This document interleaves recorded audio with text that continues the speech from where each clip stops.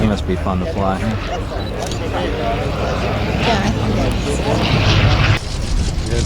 The machine which gave Lufthansa its worldwide wings. During the 30s, air travel was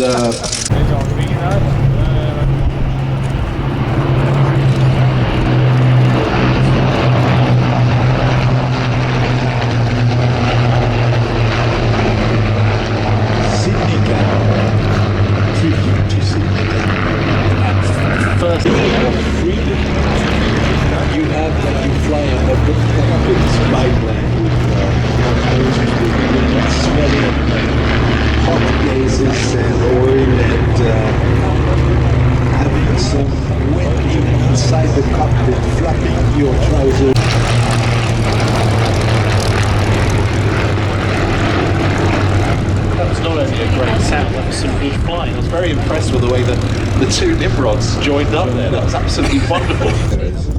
The last monoplanes of the propeller line. The same team of engineers, all at 19. Very easy. It was also incredibly manoeuvrable. And big for a biplane. And look at the crew. This is one of the aircraft where one sees the crew in its entirety. The pilot, then the second man is what? The raid comes a moment to salute the public. See the gunner? You see his head protruding above the others. But the Swordfish history is filled up with extraordinary moments. Well, of course, there was the attack on Tirana. But then back to Saint-Exupéry, the man fought his way back to his former squadron with the French Air Force, a recce unit called the 2/33. And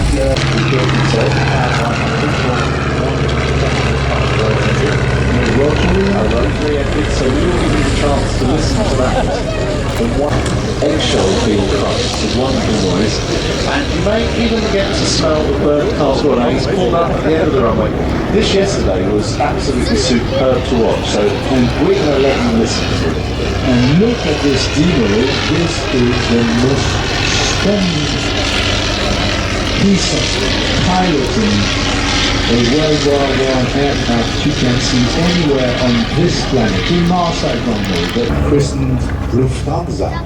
And Lufthansa, one must say, Lufthansa has started its existence in 1912 and, well, still here, still around, and this aircraft belongs to Lufthansa, the modern, the actual Lufthansa, is flown by Lufthansa crews, and is in fact operated as a joyride machine, and last year it clocked its 250,000th passenger. It's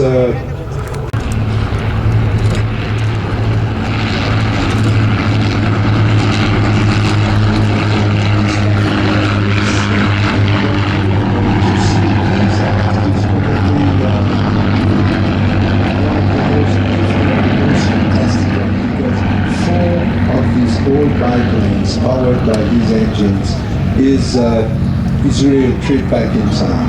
They are flown by Pete Kinsey, Charlie Brown. Pete is chief pilot of the fighter collection and flight director for Flying Legends. Then Charlie Brown. Then Willie Hackett is flying the Shuttleworth Fokker Hind. Then Stuart Bernstein He's flying the Demon. In Willie Hackett.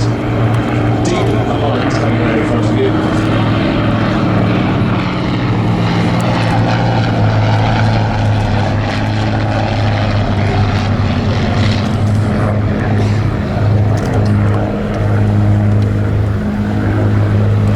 Pete Kinsey and Charlie Brown gained a little bit of altitude in the pair of Nimrods. The Nimrod was the navalised version of the Fury.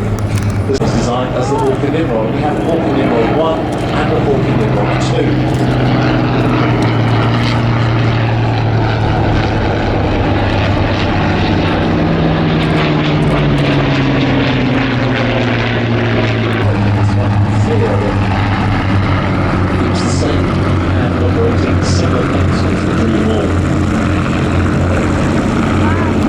The advent of the jet, generalization of the jet engine. So what had happened is that the monoplane version of the Hawker Fury became the Hawker Hurricane. The Hawker Hurricane was beginning to get outclassed, so they made the Hawker Typhoon with a massive 24-cylinder Napier Sabre engine on it. That also had a very thick wing, which was called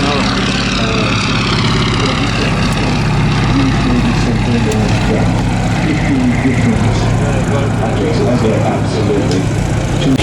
Was a little slow, I think, pretty well within 90 watts.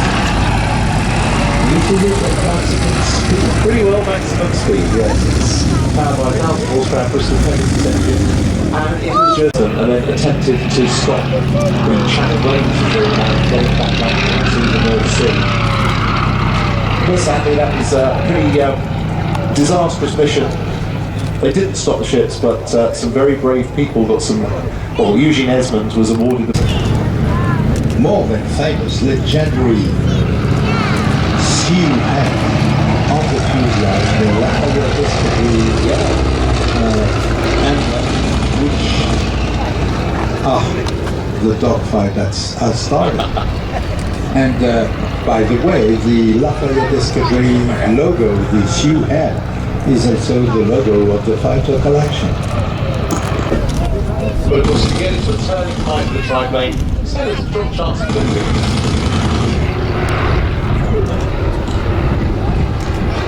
This was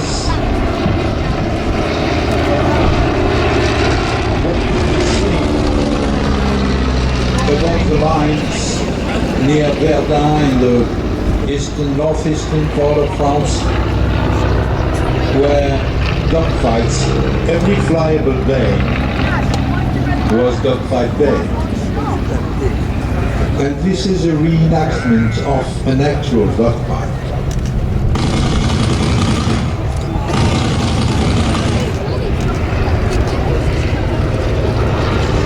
Both of these aircraft are powered by essentially the same engine, the 110 horsepower of the road, although these replicas are powered by